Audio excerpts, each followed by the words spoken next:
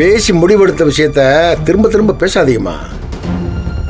உங்களுக்கு வேற ஏதாவது சங்கடம் இருக்கா? இருந்தா சொல்லுங்க. இருக்கு.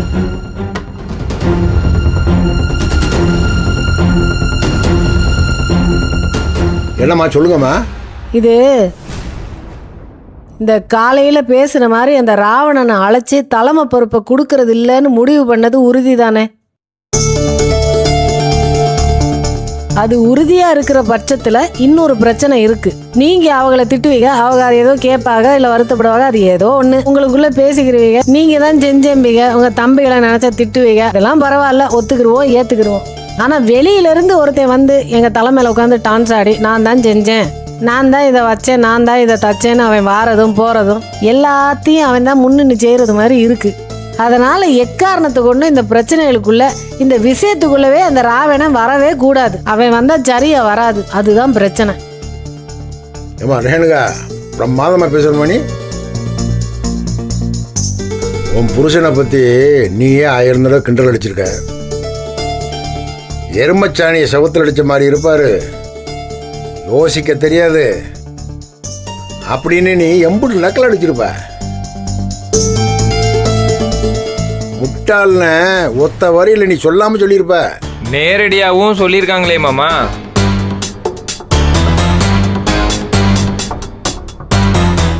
அப்படிப்பட்ட அவருக்கு உதவி செய்யத்தான் அந்த ராவணன் நியமிச்சேன். என் தம்பிகளுக்கு விவரம் பத்தாது, உணர்ச்சி வசப்படுவாங்க அப்படிங்கிறதுக்கு தான் நான் அந்த ராவணன்ட்ட பொறுப்பை ஒப்படைச்சேன். இல்ல முட்டாள்னு சொன்னதோ இல்ல விவரம் பத்தாதுன்னு சொல்றதோ பிசினஸ் நடத்த விவரம் பத்தாதுன்னு இல்ல. இத்தனை வருஷமா நீங்க சொன்ன ஏவலையும் தொழிலையும் அவங்க பார்த்துக்கிட்டு தானே இருந்தாங்க. நீங்க நல்லா தானே இருக்கீங்க, உங்களை ஒன்றும் நட்டப்படுத்தி விட்டுலையே, இன்னும் கோடீஸ்வரரா தானே இருக்கீங்க. நான் அவரை முட்டாள்னு திட்டுறது கூட அண்டி இருக்கிறவங்க பாசங்கிற பேர்ல பண்ற சூதுவாதையெல்லாம் புரிஞ்சுக்க முடியாத முட்டாள்னு தான் நான் அவரை பேசுறது. இந்த அவனையும் சேர்த்து தான் சொல்லுவேன். எதுவா இருந்தாலும் அவங்க சத்துக்கு அவங்களே பண்ணிக்கிறட்டும். இந்த வீட்டுக்குள்ள இன்னொரு ஆள் வந்து குறிப்பா இந்த வியாபாரத்துக்குள்ள நுழையிறது சரியாவே வராது. அவன் எதுவுமே இந்த விஷயமா சம்பந்தமா பேசவே கூடாது. அதுதான். சரிப்பா, இதுக்கு சொல்றபடி இருக்கட்டும்ப்பா. எல்லாத்தையும் நீங்களே எடுத்து செய்யுங்க. யாரு வேணாம்னுப்பா. அடுத்து என்னப்பா? கம்பெனிக்கு பேர் வைக்கிறத பத்தி பேசிட்டு இருந்தாங்களே மாமா.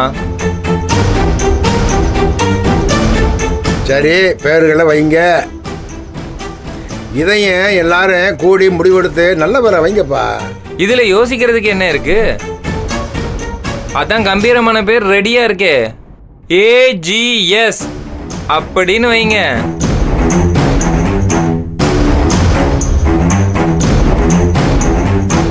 ஓனர் என்னமோ கதிர் மாமா ஞான மாமா இருக்கட்டும், ஆனா கம்பெனி மாமா பேர்ல இருக்கட்டும். அதானே நம்ம குடும்பத்துக்கு ராசியான பேரு. ஏப்பா, என் பேர்லாம் வேணாப்பா. ஏப்பா கதிர் ஞானா, நம்ம அம்மா பேரை வச்சிருவோம்ப்பா.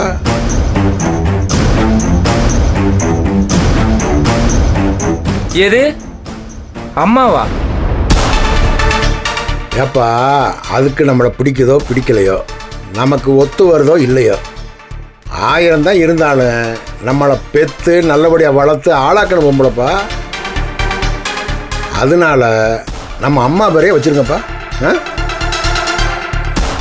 ஏமாமா, விசாலாட்சி மணமகிழ் மன்றம்னா நல்லாவா இருக்கும்?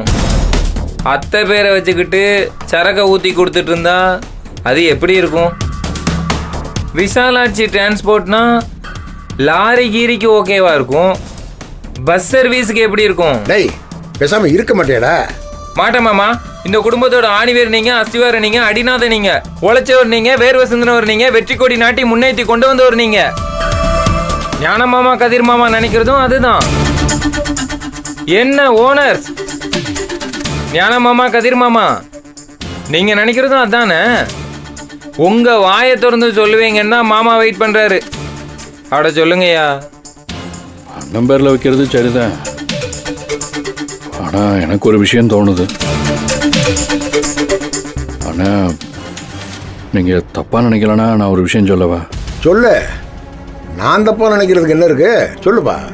ஆனால் நான் நடத்த போகிற கம்பெனிக்கு என் பொண்டாட்டி நந்தினி பேரை வைக்கலான் இருக்கேன்.